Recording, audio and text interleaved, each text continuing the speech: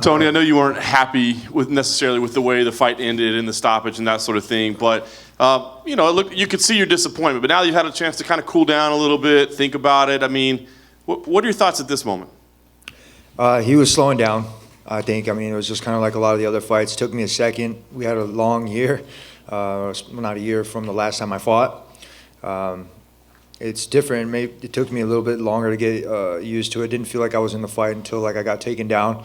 And then my Grand Valley roots, they propped back up. I knew I needed to get my ass back up so he wouldn't get any of the judges' scores. The second round, I saw him slowing down, the body shots, the kicks. I think he was a little surprised for my kicks. A lot of people, when they get kicked by a Cerrone, they're going to start backing down. But we already knew that going into this fight. So in camp, we knew that there was no backing down. We were going to go forward. I saw him, when he was throwing more punches, I started to slip, and I started to see his confidence kind of start to decrease. And going into obviously the second end of the round, that kind of sucks how it went and happened like that. I mean, it's not a way to win. Like, for myself, and I'm beside of my fans, I apologize for that. Going in the third round, I don't think it would have been any different. I was going to pick him apart with jabs. I was going to hit him in the body. I mean, literally, I saw his nose go from like red to clear from all the shots. I mean, and even in the first round, I saw blood like off of my eye. And it started just dripping. I was like, oh, shit, keep your hands up, man. Like, what the fuck? But, yeah, it was a good fight, man. I'm excited about the outcome. I was going to say, I mean, you walked out of the cage kind of with your head down. But, I mean, now, are you happy with the way you performed? Because you said you've overcome a lot to get where you are right now. I just talked because the fight was just so fast. I mean, literally, when fight week goes, I mean, I don't know if you guys are in our position. It goes fast. I mean, it really does. From the weight cut, you're sitting there and you're just worried about getting your media done, getting everything else squared away, making sure you're promoting yourself really well, and you forget about how the time goes. And before you know it, it's fucking fight day. And, you're in the back and you're warming up, and then, boom, it's already done. And then you're here, and it's crazy how fast it happens. But I'm glad that this year went really well as far as, like, victories and all that. I mean, I've had a shitload of support. I know it's kind of a dick to some of the guys over there, but literally, I mean, when I say that, the F you to people that ask about, like, how I'm doing, my fans know how I'm doing. They really do. My true fans, they know how I'm doing. You guys know how I'm doing. I grew up with half of you guys from The Ultimate Fighter. I mean, seriously, since 2011, put in my time here. I'm kind of old now. I mean, and it's funny to me because that I've continued to grow, and not only just that, I've seen the changes in this sport. I've seen it go from Spike, I've seen it go to Fox to now ESPN, and it's just getting better. And the fighters stopped looking like NASCAR, having all the stickers and everything out there, and they started looking cleaner like boxers. And you start to have like people like step it up in their game, and it's I'm very proud to be a part of it, and I'm very thankful to have such a great fan base that cares about our well-being, because we're not animals, man. We're not out here cockfighting. We're actually athletes. We come from good backgrounds. We have families, and we put a lot of time and effort into this. So thank you for everybody that really does care. There were a lot of conversation going on in the cage afterwards. I'm just curious if anything stood out. I mean, you were talking with Cowboy, the teams were talking. Was there anything that stood out, anything that was particularly meaningful to you during all those conversations? I call Cowboy coach. I really consider a lot of these veterans that are out there, and if I have somebody respect for somebody, I'm going to call them coach. There's a difference, because you can learn a lot from somebody. And I really wish that we would have went the third round, you know what I mean? But I think it would have been the same story. I don't think he wants to come at me. I don't think he wants to fight again. I think more than anything else, it's I like mat time. For my pops, we would go to these tournaments like hours and hours away from our house, and he would spend a lot of these time during the week for work. And he would tell me, he was like, son, you got to get your mat time. Because I would go out there and I would pin these dudes in like 3 to 5 seconds. And it was funny because you would have like rack up like five matches, 3 to 4 matches, and you'd be there all damn day, dude, getting bleach your seat ass and just kind of sitting there, calluses on your butt. And if you've ever been to a wrestling tournament, I mean, you're there all day. So I enjoy mat time. And I knew walking away from this fight, I knew that a lot of people were counting me out. And they weren't counting on me to come back strong, come back anytime soon, actually. And I made it a point in my head, and I told myself, I was like, you're going to walk away like a champ no matter what anybody thinks. You're going to walk in there with your head held high, and you're going to walk out the same way that you walked in. Yeah, I had my head down because I heard the boos, but I think more than anything else, the fans wanted another round. And honestly, like, I would have gave them another round or two. And if you would have brought somebody else in there, it would have been the same fucking story, man. I would have bled all over the place. Because I know on my Sunday morning, that's one of my favorite songs, called Sunday Morning. and it's by chaos. And it says the same thing. I can't wait till Sunday morning.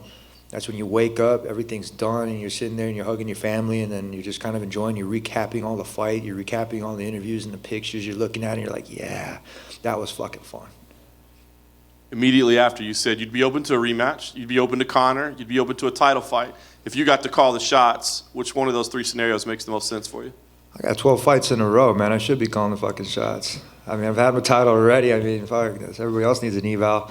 It's kind of funny, but I don't know what else I have to do in this division to keep after it, man. I mean, like I said, it's a round robin tournament, but I'm tired of it, man. I'm here to stay. I am the fucking champ. You know, I don't have to go on and refurbish a lot of that stuff. You guys know what I'm about. You know I'm about the business. You guys know I'm about learning and growing. And fuck, man, if Dustin Poirier don't do it, I'm gonna do it, man. Tiramisu needs an ass whooping. It needs 2 to the stomach from me. And if it's McNuggets, you know, for money fight or whatever, I mean, literally, he's an athlete too. I know the division misses him inside here, you know what I mean? I'm pretty sure he misses the fight game too. I mean, seriously, we need to see these fighters keep coming out here and representing themselves in the sport, because that's why you fucking got in it. Like, you're an athlete, man. Keep coming back. I mean, when it's your time to retire, go and fucking retire, man. I mean, seriously. But if you've made a name in this sport and you're able and you're within the age limit, fucking keep competing. And I really want to keep doing that. I want to keep representing myself and my team, my family, and I want to keep winning. What sounds better than 12? 13. But it sounded a hell of a lot better with a title shot and having that 13 victory. Last thing for me, Tony, will you keep yourself ready for Abu Dhabi in case something happens, or do you feel like you deserve a full camp if you're getting ready for a title fight? I'm going to go back on Monday and hit some cardio. I mean, I got a couple stitches in my eye. We're going to wait until those heal, I guess. And I'd like to post some more sparring videos. I think you guys I haven't sparred in years. I think I've told you guys that, right? I haven't sparred in years. I can't tell you the last time I sparred. Everything's about timing, it's precision, and it's about doing the drills that are really there. I really, really want to compete more now. I really do. I feel like that I'm not even peaking yet. I feel like that I'm competing with the best of them, these 20-year-olds that are doing sprints with me. I'm faster than them. I'm running further than them. I don't feel like Superman, but I feel like I'm just getting better, man. And not even like wine, dude, because that stuff gets stale too. So, I mean, straight up, man, I really want to just keep getting better, and I want to see how far I can take this mixed martial arts thing, man, and really, really, really hold on to that title for a fucking long, long time, man, and represent my country really well. Tony, right over here. It was a long road back to this weekend. I wonder, just when you walk into that cage tonight and just soak in the crowd, and this is the moment you've been thinking of for a long time at this point, how did that feel? Good. It felt really good. I try not to, what was it? I think Pat Barry told me, it was funny, if you start singing your opponent's song, you're doing it wrong. Or you start clapping for yourself, obviously you're going to lose. Or you start walking out to Eminem songs, no, nothing to Eminem, but there's a lot of these stipulations and stereotypes that go into like the walkout. There was a lot of crowd, and it was a big walkout. It wasn't like the Palms where it was like you walk out and then you're in the cage. No, fuck, no, it was great. It was awesome. I got to see so many people there. I had butterflies in my stomach. I'll be real with you. I was nervous, man. I was in the back. They told us 5 minutes, and I broke a sweat, lost it. 5 more minutes, Turkish. Oh, shit, all right, cool. And then it ended up being like another 2 more minutes, and it was kind of like funny. I was like, all right, fuck it, whatever. Started listening to some music, and I was like jamming. I even watched a music video, and I was just kind of like dancing with it. And throughout the walkout, I could just see how many fans were just amped to see me walk out. I mean, that's incredible, man. You don't get that in the gym. You're like walking to the gym, you're like, hey, slap hand. Oh, shit, there's nobody here. Nah, man, and then it's an immediate, like, just boom, and it just hits you like a fresh breath of air. And you're walking out and you're hearing your song and you try not to force anything like dancing or doing anything else like that. You heard Cerrone say at the open workout, I'm not going to break dance for you guys. Usually I'll do something kind of like that. And I wasn't trying to force anything. I was just trying to soak it up, man. And it was really awesome. It was really cool, warming. The nerves, is that unusual, or is that something you usually feel before the fight? I think if you don't get the nerves, I think that there's something wrong with you. I mean, we're in there, we're about to go toe-to-toe with somebody that's preparing to kick your ass. I mean, literally, the nerves are good. I mean, people get nerves from playing badminton. I'm pretty sure, if it's high enough stakes. And nothing against badminton, But it's the fight game. And we prepare as much as we can. I mean, like I said, it's been a long year. I had a lot going on. And I didn't know how anything was going to go. I really was a short notice fight, and this dude was coming off of nice victories, man. So You're a new kid. I mean, literally, you got everything on top of your plate right there. That's gold. So to compete with that, I mean, literally, your gold's got to be just as shiny, and that's how it was.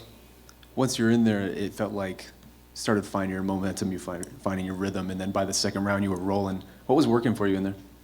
Jabs, body shots, kicks. I think he wasn't. I utilized these kicks. My coach's Muay Thai is dope, dude, and we can count on my jiu-jitsu, which is awesome, and then my boxing, my movement within that. I mean, like, I put together a fucking solid team, like a really solid team. I don't have like a bunch of training partners. I have the right training partners, and when we all come together, it's all about business, man.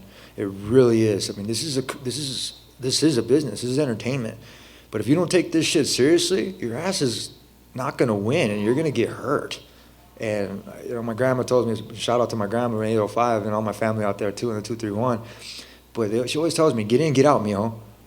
I mean, literally. And I met Cowboy's grandma too, and she said the same thing. She's like, you know, I know you guys have to do your job, but and she gave me a kiss on the cheek, which is fucking awesome. It was hard to go in there and to fight somebody that's really genuine and nice like that. But this is a gentleman's sport. We're out there, we're here. He's a horse, or he's a cowboy, I'm a horseman. We're here, like old school Tombstone, man. We're here to clean up the streets. So, Like you said, 12 straight wins. Only 5 other men have had longer win streaks in the UFC history, and they are all very long reigning champs. Does it almost feel like you've become sort of your own separate entity with, aside from the belt, like this sort of boogeyman, to use? you should see the inside of my jacket. It says champ shit only. My tailor's pretty cool. I didn't look at my suit until the game day, and he remembered my size and everything. I got surprised with the suit, and it's those little things like that that make a huge difference. And that's when you stop worrying about the numbers, and it starts to become letters. It starts like, you know, like the MCM, like all that kind of stuff. And I couldn't tell you what my record was. I really couldn't. I forgot how many wins I had in a row. Not to be cocky, but it's just I just fucking don't care. I don't. I mean, I look at that belt and I carry it with me during like media day and all that kind of stuff because I'm proud of that, man. I won it. I mean, literally, and I haven't lost it. To me, I haven't lost it. I got to lose in order to lose that shit. If I would have lost tonight, I would have bought Cowboy a fucking belt. You guys understand that? Like, that's the kind of guy that I am. I don't care what anybody else is fucking doing, but that's me. So if I'm at 12 fights in a row and there's those people that are like that, I'm not going to look at that because I want to keep going. I want to be on the Hall of Fame. And how do you do that? You keep fucking winning. You keep putting your nose to the grindstone. You keep doing the damn thing. You don't worry about that other bullshit. It'll come with it. And last for me, you mentioned open workouts. It seemed like there was a moment, maybe towards the end of open workouts, where you sort of laid down on the mat and just kind of took in the moment, and the crowd was really going for you. They were really excited to have you back. What did it mean just to feel the love from the community this week, throughout the week? Well, I actually laid down because I wasn't going to do anything. I was just going to sit there and lay down and see if anybody was going to be like, are you going to do anything?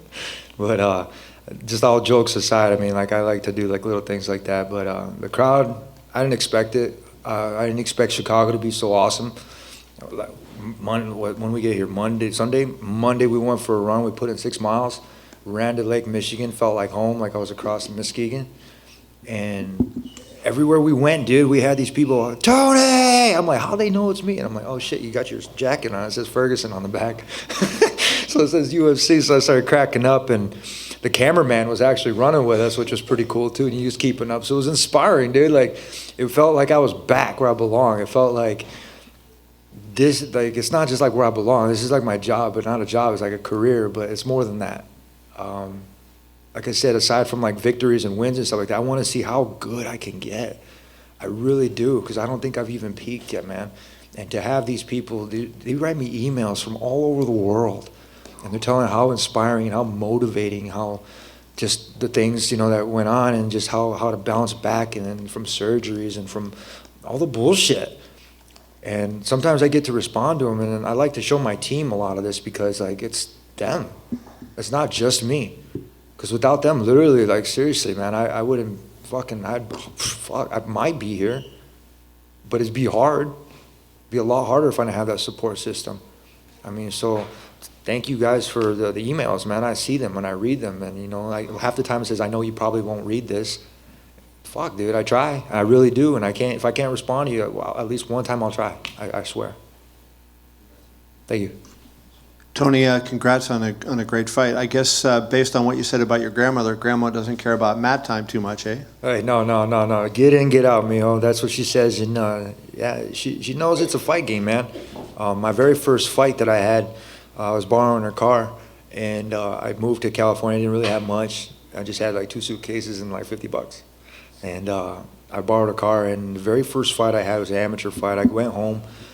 I told my parents, I was like, look, hey, I got an opportunity to turn pro. I was like, I'm going to turn pro in this sport. And they were like, well, if you're going to do it like anything else you do, train hard and give it everything you got. The very first check that I got, I don't even know, it was like $500 or something like that. Very first fight. And I was so proud of it. I gave my grandma that check, and she cried a little bit. And I was like, I'm in the right fucking sport. I was like, I enjoy what I'm doing. Everybody else didn't know what the fuck I was doing. They thought I was out fucking around because I wasn't at home. I was out in the gym 24/7. That's what it was. And that's how I've been since I started, since 2008, 9. I've been consistent with that because effort times consistency is confidence. And the only thing I've been building in this sport is confidence, straight up. One of the things it seems like, I don't know how many guys it is, but maybe your last 7, 8 fights in a row, you broke everybody up. I mean, broken noses, cuts on their forehead. What is it about you that does so much damage to your opponents? And do you think when you see blood that it makes you a little more vicious in there? No, I don't think so. I never ran the ball in football, right? And my pops was like, you don't run the ball. First time I ran the ball, I broke my wrist. So I've always been a cornerback, and I've always been running towards danger. When you see your opponent start to break down, regardless if there's blood or not, and in wrestling it's the same way. You see their cardio start to decrease. That's when you got to put the pressure on. That's when you put that aggressiveness in, and it's not about like the Bruce Lee or the BJ Penn.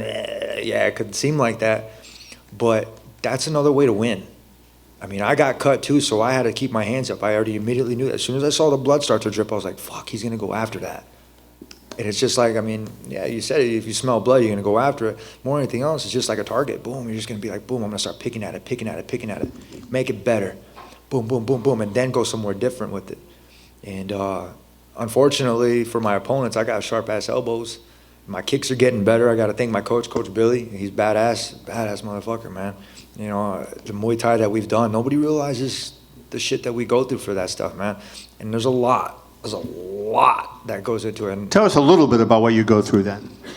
oh, shit. A lot of bag work. And my coach has got a full-time job. I mean, like, all my coaches, they got pretty much full-time stuff. So if they can't make it, I ask them for drills. I'm like, hey, can you give me a couple of drills so I can do this stuff? And they know I'm going to fucking do it. They know I'm going to go out there and I'm going to bust my ass and do that stuff without them being there. I don't mind training by myself, but this camp I had my buddy Vic, he was there, and he was in the military. And there's a lot of military people that I have a lot of support from, and I have to think of myself the same way. I have to go out there and do it with professionalism. I have to make sure I do it and I get home safe. And that's the biggest priority that I have, is to make sure that I can make it back home to my wife and my kid. We could be doing a lot worse stuff, man. And we're in a sport, and I'm very fortunate to be able to do what I love. Your ring, is that anything in sports related? Is that a championship ring of any kind that you're wearing? It's a state championship football ring for MCC. And you were a key contributor? I was a cornerback. I was cool. I did all right. Were you as good as you were a fighter? I'd like to think I was a good athlete, still the same athlete. I haven't stopped, man. I'm a crusader. You know what I mean? And that's it's fun, man. It's something I've learned to be able to do, and I've had great coaches. I keep in contact with a lot of my coaches, and they always say the same thing. And I've been fortunate that all of my coaches said, they were like, if I can't get you to that certain spot, we're going to make some phone calls to get you to that next person that can. That's not selfish. That's unselfish. And I've been blessed with people that have done that my whole entire life, and it's pretty cool. I'd just like to ask one more question. If you could break down 2 fights, Poirier and Khabib, how you think that might go. And then yourself against Conor. If that fight gets made, that would be a fascinating fight. How do you see yourself matching with him? First question with Dustin and Khabib. I see Dustin, he plays a lot against the ropes. I mean, he does a lot of boxing. He's got some good hands, but the kid needs to get his back off the ropes. At my academy, I have a full 20 by 20 canvas, but I don't have any ropes around it. And I do that for a reason, so I don't get on my back on the ropes. Once you get your back against the cage and you start doing that, Khabib's going to put that pressure. He's going to take you down, double leg you. He's going to mount you like that dummy, and he's going to play smash and grab. I mean, that's how I see that playing out. if I were to fight Khabib, guarantee you I would throw him from his feet to his back and beat him like in Sambo, like a 5-point move in wrestling. That's my background. So as far as even McNuggets goes, I would love to stand toe-to-toe, go with that dude. I respect him as an athlete, as a person, he's kind of a douche. But, I mean, it's improper 13, man. Literally it is. And I got an attitude, and I have a different agency right now, which is great. There's no conflict of interest. That's number one. And number two is I'm here to kick some ass, man. You know, I ran out of bubble gum. But we're here to do business. Thank you. Thanks, guys.